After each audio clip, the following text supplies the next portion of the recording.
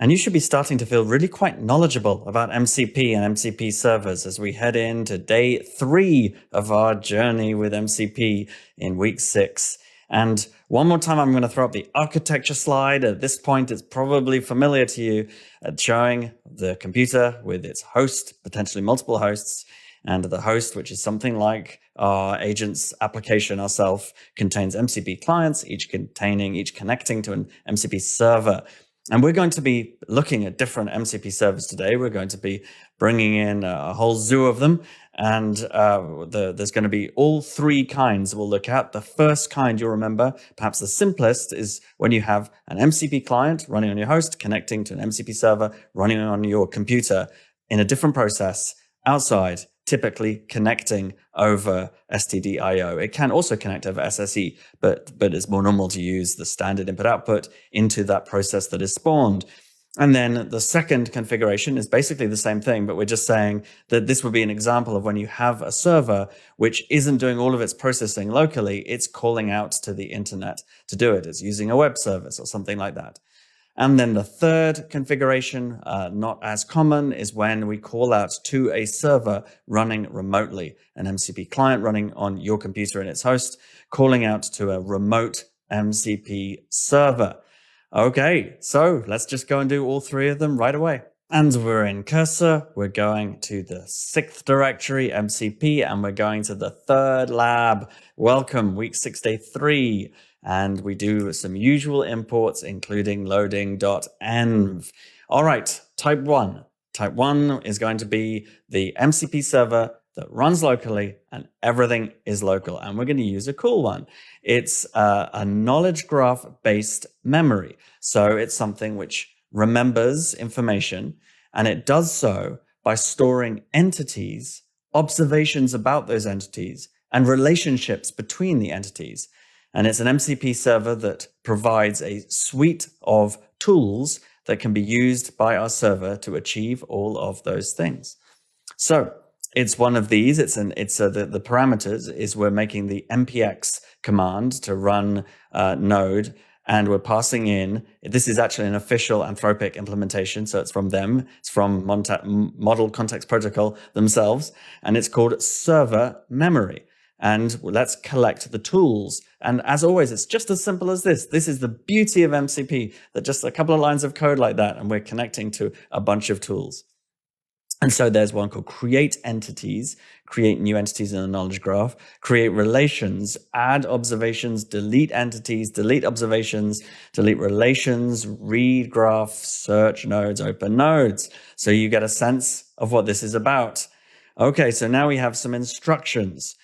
I'm saying use your entity tools as a persistent memory to store and recall information about your conversations. So you do have to give it that prepping, because we're just arming it with all these tools. We're not necessarily telling it what to use them for. And as they explain in the documentation, in your instructions, you need to make it clear how frequently you expect it to use its memory, or give it some kind of context to work with in terms of how to relate what it has to do with these tools.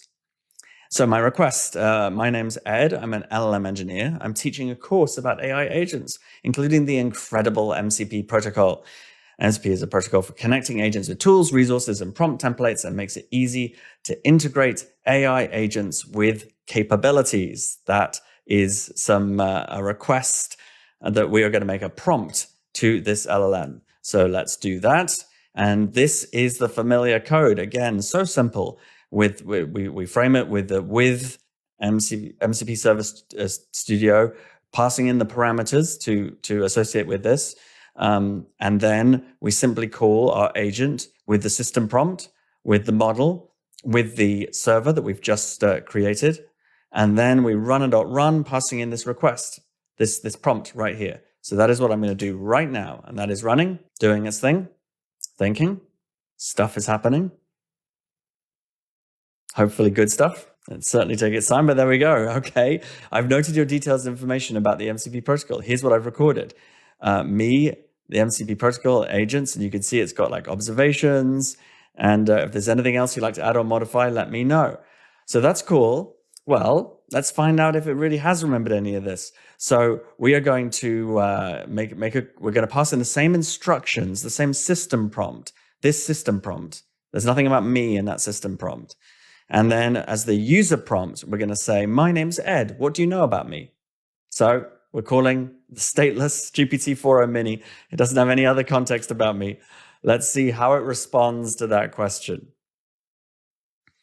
Here's what I know about you, Ed. You're an LLM engineer. You're teaching a course about AI agents. You're involved with the MCP protocol.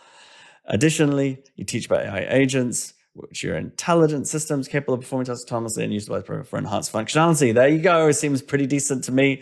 I guess you're involved with the MCP protocol is perhaps taking it a bit far, but never mind. We'll give it that one. Hopefully you're playing with this yourself. Have an experiment with it, and we'll look at the trace in a sec. And just before we look at the trace, let's just look at the documentation for a second for this, which is right here. So this describes using the graph memory server, tells you about the concepts, what to do, how to use it, the fact that it stores relations and observations in addition to entities, and how that works. So it's interesting to read through that. So take a look. And then we will now look at our trace. Where is that now? Here we go. Look at the trace. So this is again going into platform.openai.com/traces. And this is the conversation right here. So you can see that it called search nodes. This is for the second call to read in its memory. And you can see that it read in some observations that I'm teaching with a course about. I'm involved with MCP protocol, and it got its information from its memory. So there you have it. There you can see the use of a type 1 of an MCP server that was using local storage and using that, adding functionality to store a memory in that format. And that means that just through using this MCP server, you can now add this kind of structured, relationship-driven memory to any of your agents. And now we're going to look at the second configuration, which is when we have a local MCP server that's going to call out to a web service remotely. And of course, we have actually already done this with some prior examples, but put that to one side. We're going to still do another one. And the one we're going to choose is called Brave Search, which is another of these web search APIs. And apologies, I'm going to ask you to set up another one with another API key. It's free again, which is a good thing, but sorry for the hassle of this. But this is another of the MCP servers that's a reference implementation from Anthropic. So it's a nice one for us to add to our arsenal of these MCP servers. So there's a link here to brave.com search API, which takes you to the Brave search API, and you will need to sign up the first time, a couple of screens to get through. Once you've done that, you arrive somewhere like here, where you can then go to API keys to set up an API key. And as soon as you've done that, you will be able to then use this. You'll have to add that to this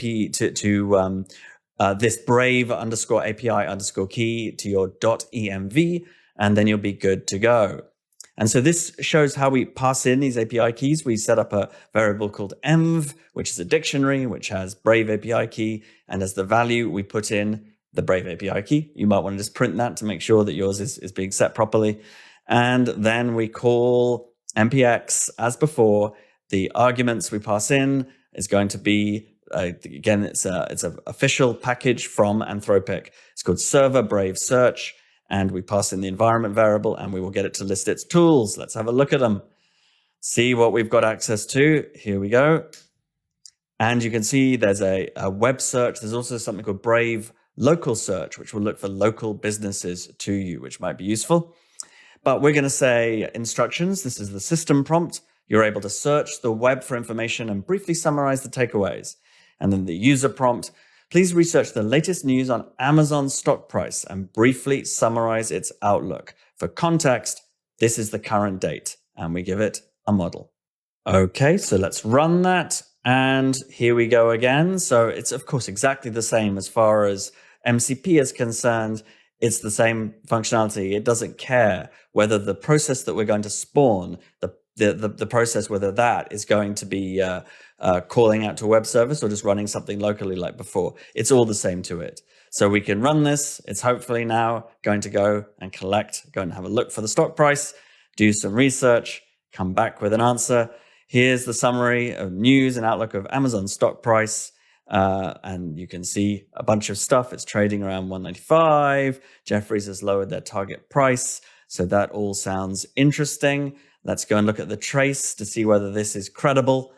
Go into conversation and see that it got the tools. It ran a Brave web search and it got back some news on Amazon stock price that it then, lots of stuff. It then used that, of course, in its response. So that's a good sign. It seems to be working well. And so again, the thing to keep in mind is how easy it is to suddenly pull in new capabilities into our agent framework.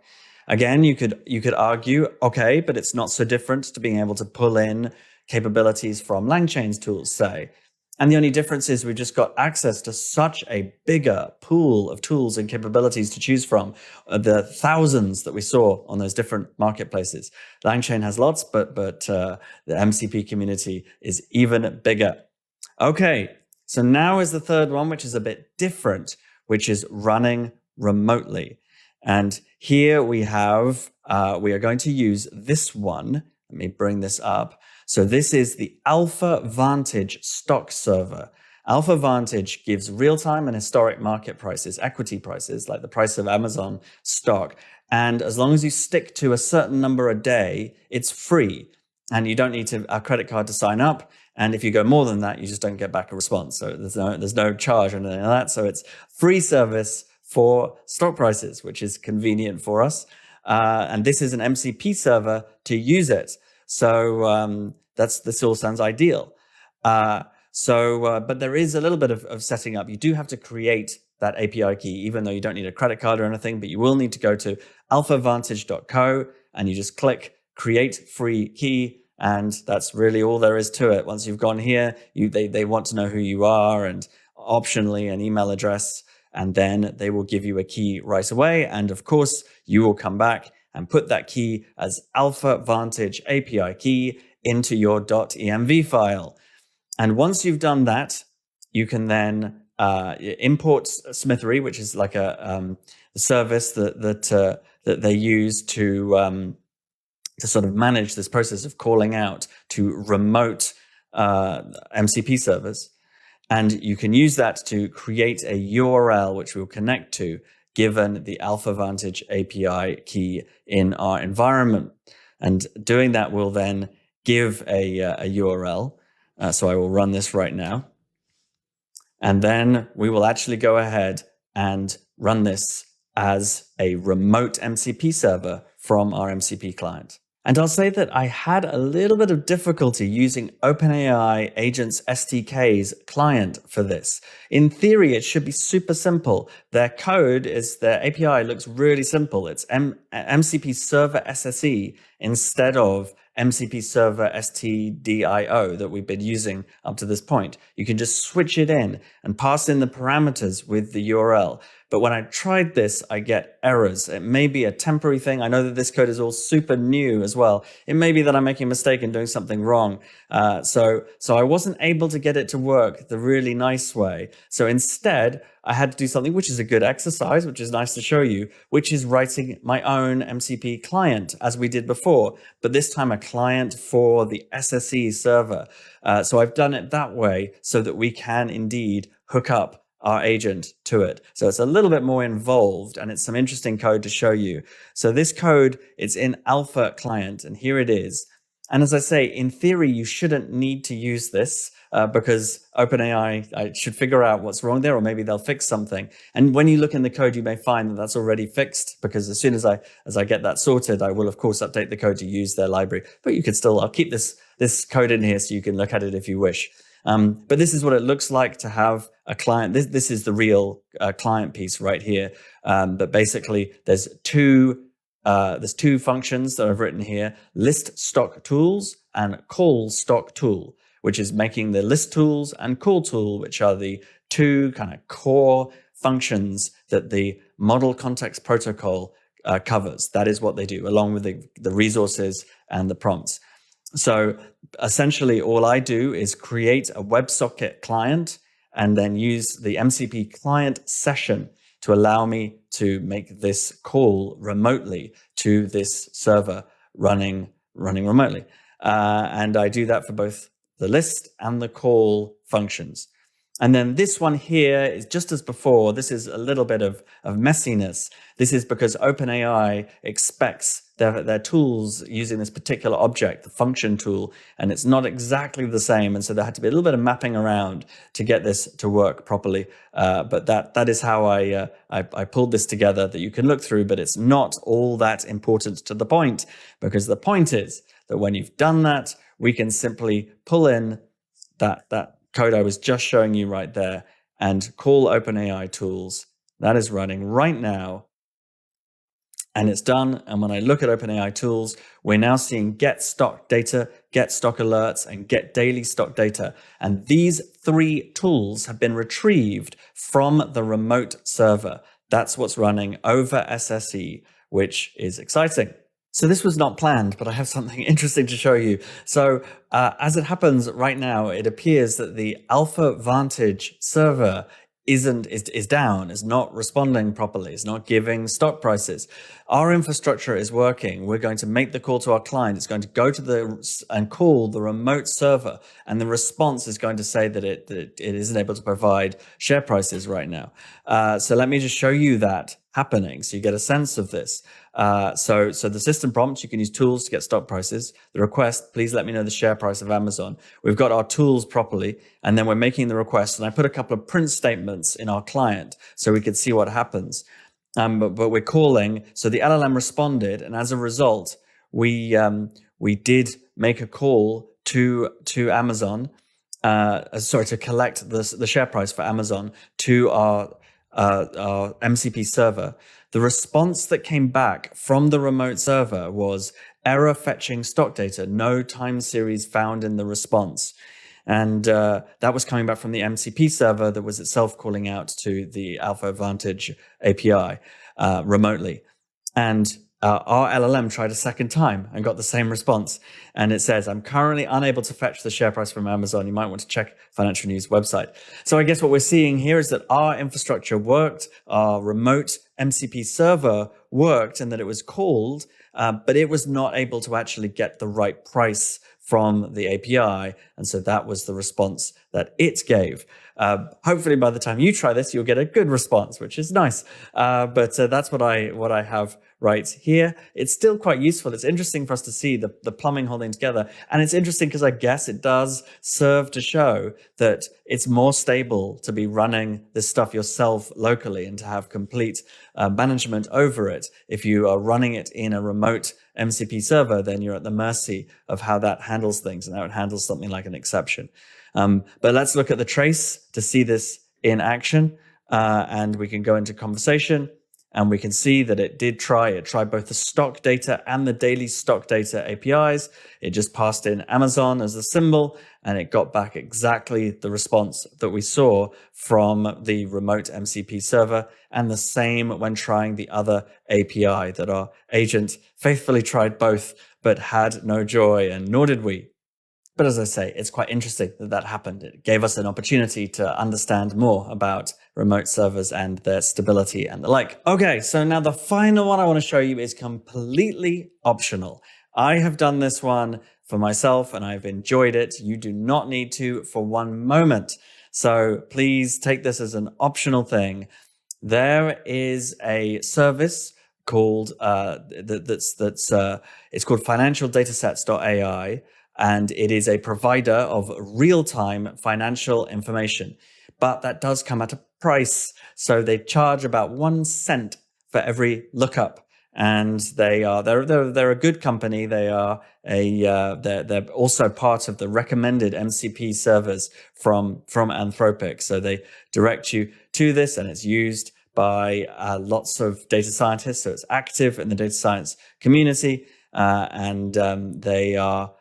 I say, they're perfectly decent, but they are a little bit pricey because 1 cent per lookup doesn't sound like it's going to break the bank. But if you're going to do a lot of looking up, then it could do. And also they have a minimum $20 that you have to put there to then draw down against. So I put in my $20. I haven't yet got very far through it, but I've been enjoying having that $20. You should only do this if you're comfortable with that. And we're going to be building something that will be looking and trying to simulate trading financial markets. And for me, it was well worth $20 to be able to play with this, but it's a preference thing. You can stick with a free service, which is down right now. When it's running, you will get free stock prices, but you'll only get, I think it's 25 a day. It's something like that. And then you'd have to make another key if you wanted to, which you can keep doing, but it's a bit of a bore. Yeah, there's the free option. Should you be okay to do that?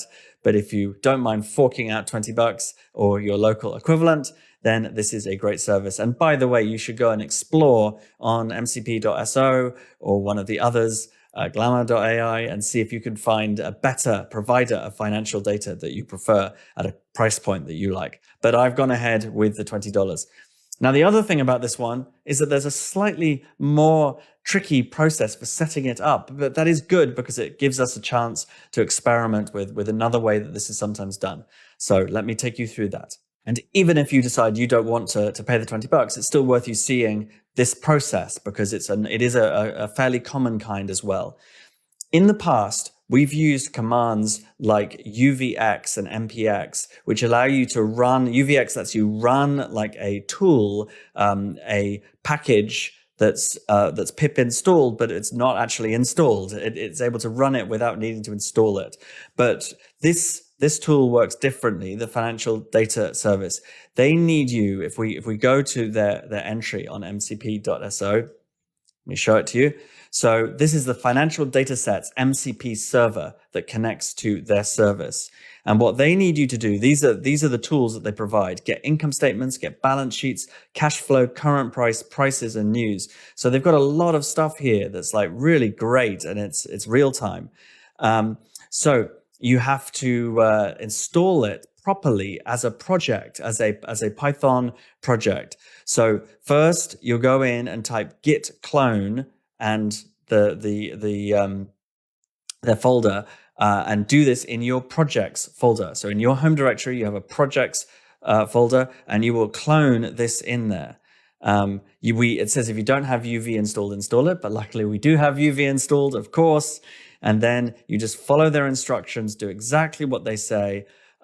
Then they need you to create a local .env file in their project, in this MCP server project, and you populate that with the financial datasets API key that we are about to set up. And then that's all you don't need to do that last step. That is all that you need to do. And by the way, you'll be able to give Claude access to this as well, should you wish, Claude Desktop. So you could be talking with Claude about the stock market. That's like an added boost. Of course, you can do that to all of the MCP server tools that we've been talking about. All right, so if I come back here, if I just bring up the terminal, I just want to show you that this is, if I go up a directory and look in my projects directory, you will see that there is indeed an MCP server directory there because I cloned in there, and this is it. And there is, if I look at hidden files as well, you'll see that there is a .env file that I've created and that I've populated. So this is now set up and running for me, installed locally as another project alongside the agents project. And so if you do wish to splash out and be part of this real-time market data, then the next step is to go to financialdatasets.ai, where you can sign up for an account, which I've done. And when you come in, you get a dashboard after you've signed up like this. And you can see I made a bunch of requests as I've been trying different things. And when you go to billing here and to credits, this is where you manage putting a bit of a top up on your account. It takes a $20 minimum. And you can see here the costs of APIs. It's free to get company facts and earnings releases. A stock price is 1 cent per request. Crypto prices is 1 cent per request. And then there's some other things down here as well, but some of them I don't think are exposed through the MCP server. So that is what you can look to set up and create an API key should you wish to. And then once you've done that, Then, as usual, you put that API key into the .env file. In financial datasets API key, you actually have to put that in two .env files. In our .env file that's right here, because we'll use it directly in our accounts code, but also in the .env file of the project where the MCP server is running. Okay, and with this, it is time to run this. So the way that we actually specify the MCP tool to run is a bit different. Now, we're still using the second technique here. So we're still running a local MCP server that's going to call remotely, but we're running it based on a project that we have downloaded using git clone. So the way we have to do this is we specify the directory where this project is. It's right here for me in Ed Projects MCP server. For you, it will be wherever you've put it. And if you're on a PC, there'll be backslashes. And but it should probably be, it will be called MCP server if you cloned it that way.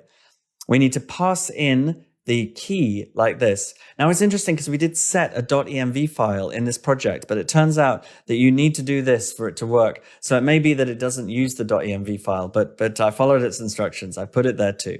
So we'll specify it this way.